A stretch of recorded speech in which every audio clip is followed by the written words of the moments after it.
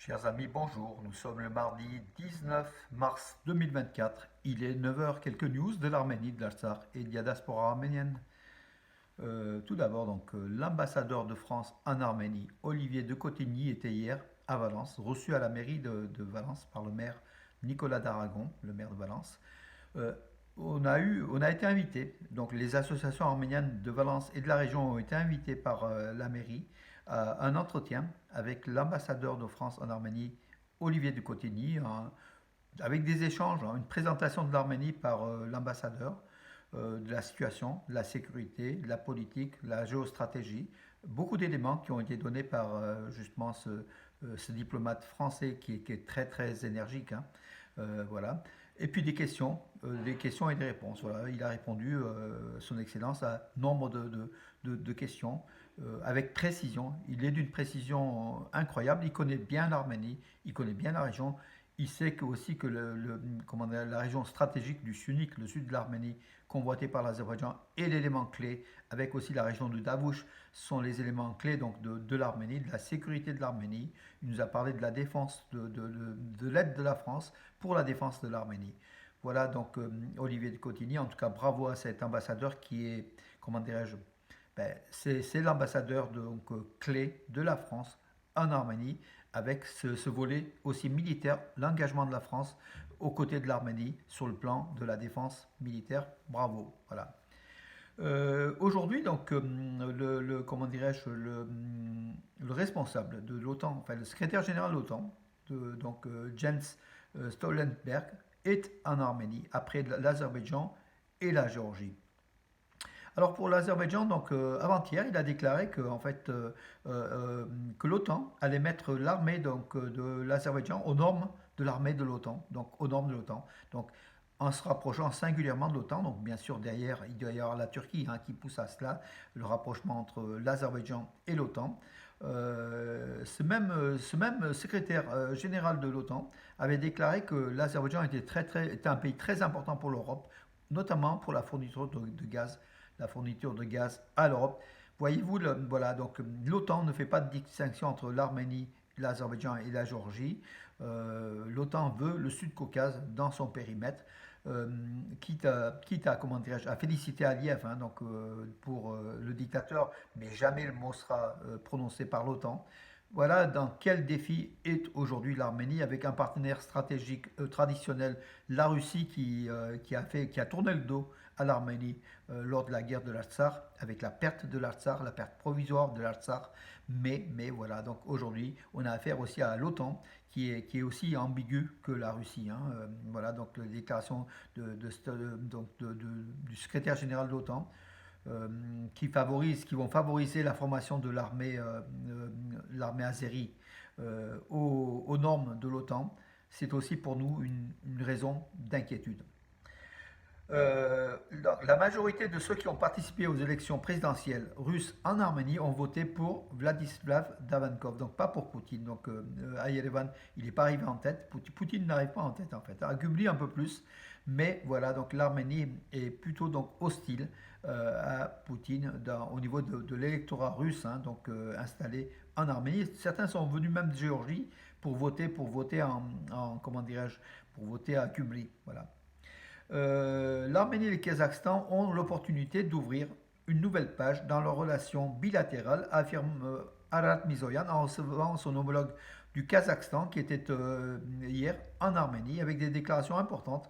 Donc le chef de la diplomatie kazakh a aussi affirmé que le carrefour de la paix proposé, le plan de carrefour de la paix, enfin le tracé des transports à travers l'Arménie est une bonne chose. Voilà aussi.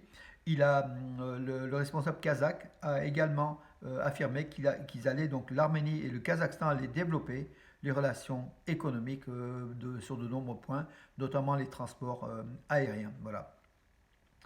Des archéologues ont trouvé en Turquie l'inscription, Turquie, Arménie occupée, hein, donc l'inscription du roi Antiochos Ier appartenant à l'état princier arménien des Yervantuni.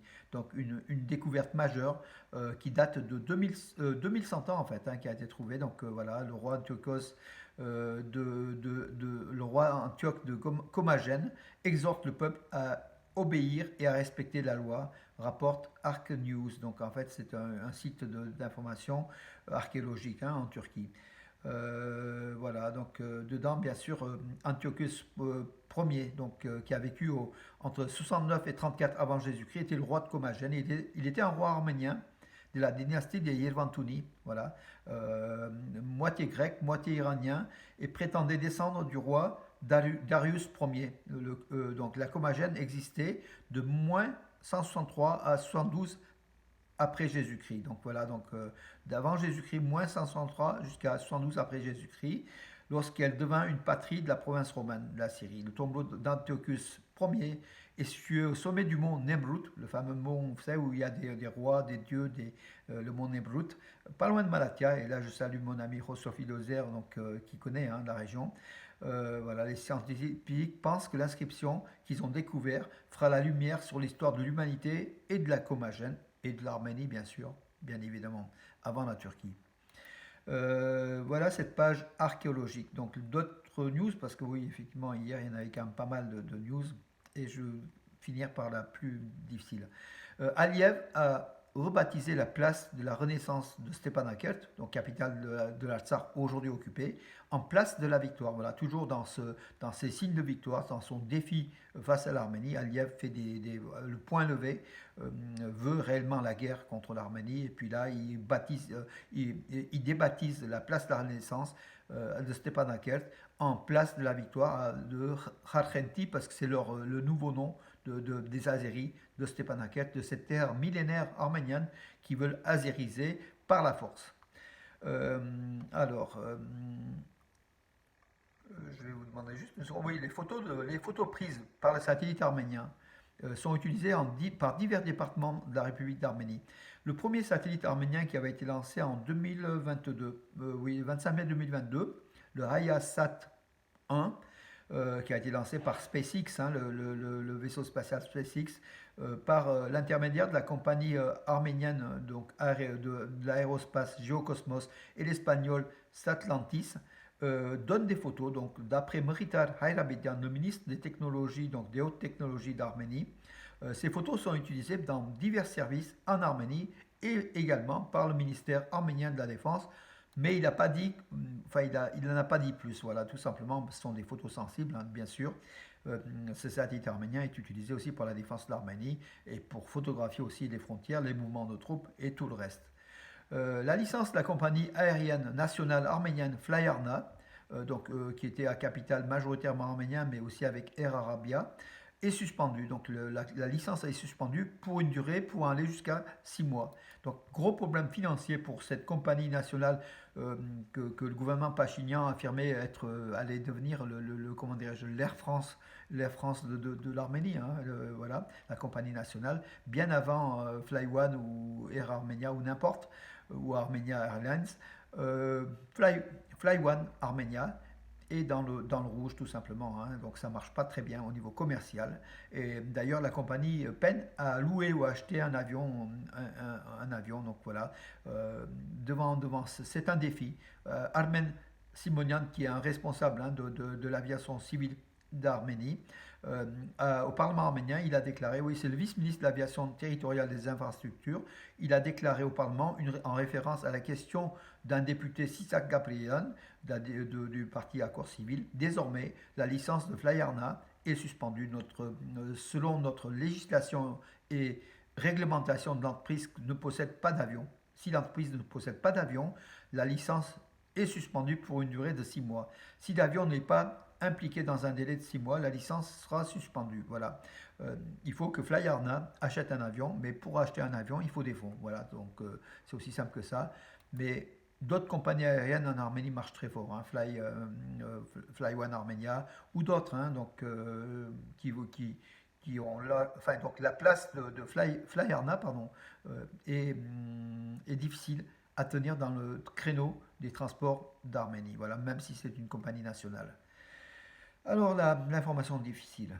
Hier, le Premier ministre arménien, Nikol Pachinian, était dans la région de Tavouch où en fait il se passe des choses. Malgré tout ce que les mots rassurants d'Erevan, il se passe des choses, notamment la transmission de 5 villages ou 4 villages arméniens de la région de Tavouch à l'Azerbaïdjan. Donc Nikol Pachinian il a rencontré des villageois de plusieurs villages qui sont concernés, Voskepar, Baranis, et puis Gurchan, non pas Gurchan, c'est en Artsakh, Krikor, là tu mélanges donc les villes et les villages. Gurchan, c'est un quartier de Stepanakert dont on avait parlé donc hier au niveau des Azéris, qui transformait le patrimoine arménien et qui, voilà. Le village de Kirans, voilà. Voskepar, Kirans, il a rencontré les villageois pour leur dire que, bon, aujourd'hui, il y a le tracé frontalier entre l'Arménie et l'Azerbaïdjan et des changements vont être faits, réalisés.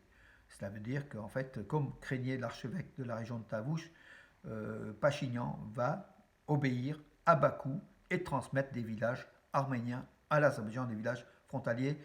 Ça sent, comment dirais-je, c'est pas encore acté, mais voilà, tout Pachinian prépare la population à cela. Et de l'autre côté, les 31 villages réclamés par l'Arménie, on n'entend plus parler par l'Azerbaïdjan, bien sûr, c'est le blackout complet.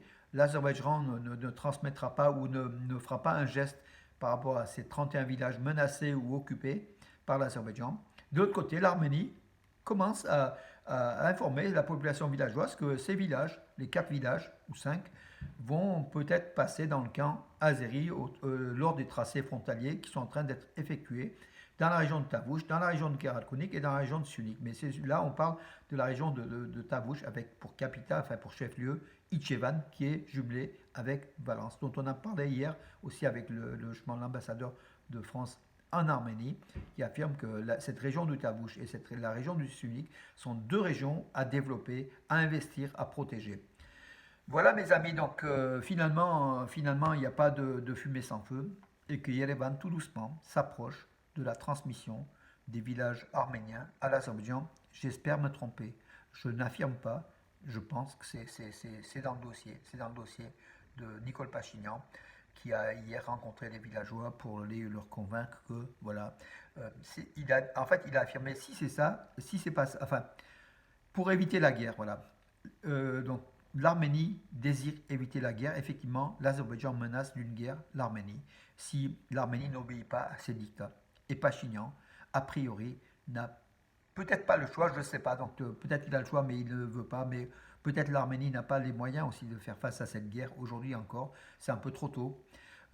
L'Arménie s'arme, mais peut-être il faut d'ici la fin de l'année pour qu'elle ait la panoplie complète, notamment les radars français qui ne sont toujours pas arrivés en Arménie. Voilà mes amis, donc où on en est, donc transmission donc, dans la région de Tavouch frontalière au nord-est de l'Arménie, 4 à 5 villages arméniens menacés d'être transmis à l'Azerbaïdjan. Voilà, Pachinian y était pour un peu, comment dirais-je, déminer cette bombe à retardement qui est au-dessus de nos têtes. Encore une fois, l'Arménie, on a cédé l'Artsakh, on cède des villages arméniens. Les Azéris sont à nos frontières. Ils sont sur 200 km² de la République d'Arménie, la République souveraine d'Arménie. Et aujourd'hui encore, Bakou, le dictateur Aliyev, réclame et Pachinian obéit tout simplement. Voilà mes amis où on en est, malgré l'Europe qui nous soutient, malgré l'OTAN qui nous soutient, qui soutient aussi l'Azerbaïdjan comme on l'a vu de façon encore plus importante.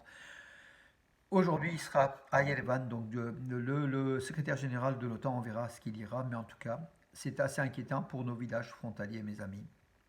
Sur ce, soutenons-nous, soyons forts, plus forts que jamais, intéressons-nous à l'Arménie, comme hier, on a été donc rencontré à Valence, la mairie de Valence.